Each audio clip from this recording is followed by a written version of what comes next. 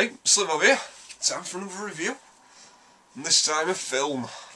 And I ain't done a film in a while, so... But yeah, finally got to pictures again, which is great. And...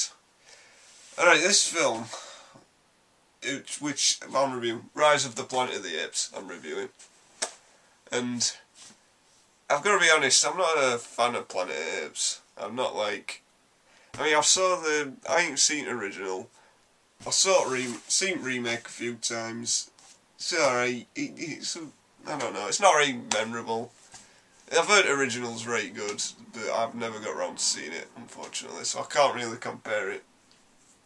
This one, but I remember it being silly. You know, the remake, like kind of silly, and that's all I really remember from it. So when I saw a trailer for this film, Rise of the Planet of the Apes, I just thought, what the fuck? I just laughed. I laughed. And I thought it were a joke. I've got to be honest. I thought it were a joke. So going into this film, I was kind of not expecting... I would just go in there just for a laugh. A good mindless film. And shit, I was wrong. I was not expecting much, but this is actually a very good film. Shit. Do you know what? I'm going to be honest and all. Our old action films I've seen this year, this is probably the best one. Seriously. I weren't expecting it to be. Granted, I hadn't seen Thor. But, damn. Rise of the Planet of the Apes is a damn good film. Oh, wow. Yeah. So, what's it about? Basically, there's this ape. Well, there's this scientist. James Franco's a scientist. I mean, even that, I saw that in trailers and I thought, fuck off, James Franco's not a scientist. He's a good scientist in this film. He's excellent. His character's brilliant. This is probably the best thing I've seen of him, James Franco. I ain't seen Pineapple Express, though. But yeah, he plays a scientist and he's at the head of this program, which is it's developing a cure for, what is it, Alzheimer's. Well, basically what it does, the drug that he's trying to develop, he wants it to, like, rebuild cells in the brain. And he's testing it on apes. Basically, it increases cognitive abilities of these apes, so they can do these puzzles, which is it's a Mass Effect puzzle. Like, it's on Mass Effect, the puzzle that the ape does, and yeah, and that's what it's about. So what happens?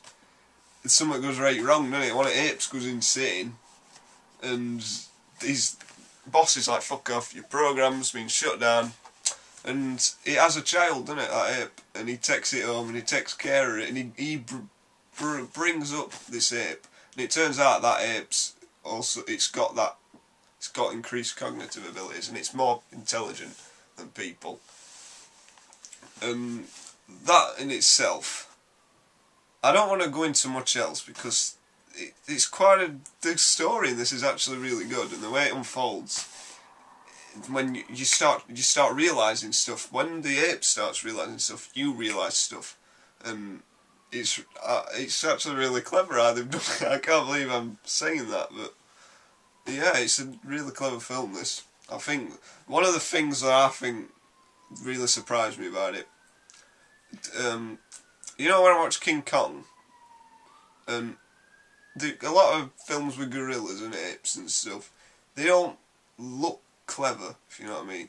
Well, you know this ape, there's bits like where, like he's in it, him who plays Malfoy, there's a bit where he's looking at that ape, and you can see in this ape's eyes, he's just far superior, if you know what I mean. It's the way he's different to all the other apes and stuff. It's just there's something about it. It's when he slowly realises how clever he is and stuff, and it's just clever stuff. It's hard to explain unless you see it. But just that journey you take with the ape. I didn't think they'd do it like that. I thought it'd basically be like something goes wrong and you're like, bah! Suddenly loads of apes are out and they have a big battle in city. But it isn't. Well, there is a big battle, but there's a huge build-up. And I didn't think that you'd take the ape's side.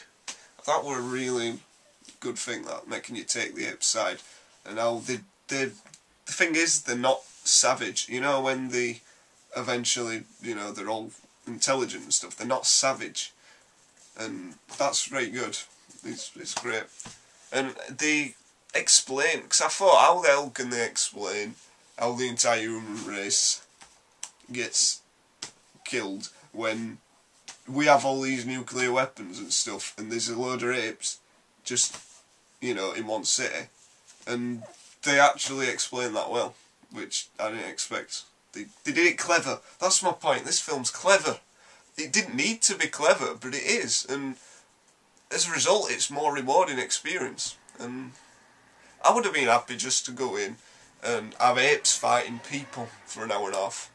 But they actually went a step, much more steps further, and created this great relationship between this scientist and this ape, which is kind of tragic. It gets to end, it's kind of tragic.